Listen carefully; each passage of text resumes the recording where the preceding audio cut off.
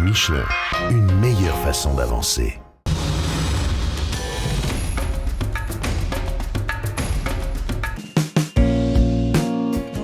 Le Dakar reste argentin pour sa 10e étape entre Cordoba et La Rioja, avec une étape qui revient dans la norme après le marathon de lundi. 353 km de spécial pour les voitures, 357 pour les motos, avec une grosse trentaine de kilomètres de liaison. Pas de grosses difficultés, une sorte de très grosse spéciale WRC très rapide, raison pour laquelle on a séparé les parcours auto et moto, autant jouer la sécurité. Chez les autos, malheureusement, Stéphane Peterhansel est privé de son rival le plus dangereux. L'étape de lundi a été cauchemardesque pour Nasser Al-Attiyah, qui a essayé à peu près toutes les pannes mécaniques possibles sur une voiture et qui se retrouve maintenant dans les profondeurs du classement. Pour aller chercher une nouvelle victoire, Peter doit donc gérer, même si ça n'a jamais été dans son tempérament.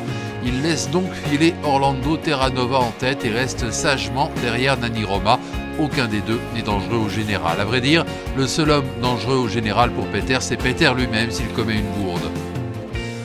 Les X-Red en parade. À l'arrivée, c'est le triplé. Orlando Terranova sur BMW X3 s'impose avec 2 minutes d'avance sur ses deux coéquipiers sur Mini.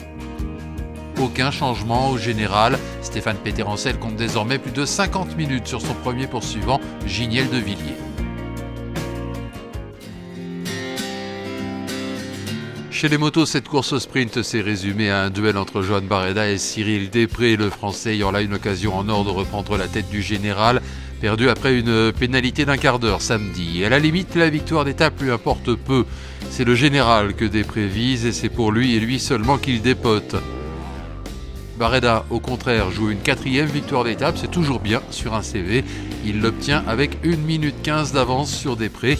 Reste juste à surveiller le temps de Ruben Faria. Il doit être supérieur à 5 minutes 23 pour que le Français, tenant du titre, reprenne la tête des opérations. Mission pleinement réussie puisque le Portugais n'arrive qu'à 8,26 de Barreda, à 7,13 de Després.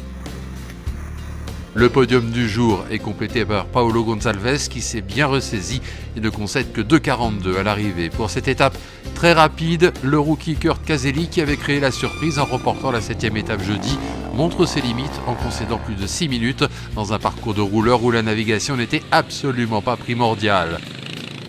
Ce mardi, le Dakar compte donc de nouveau 2 leaders français, un qui possède une solide avance en voiture et un qui va encore devoir se défendre en moto.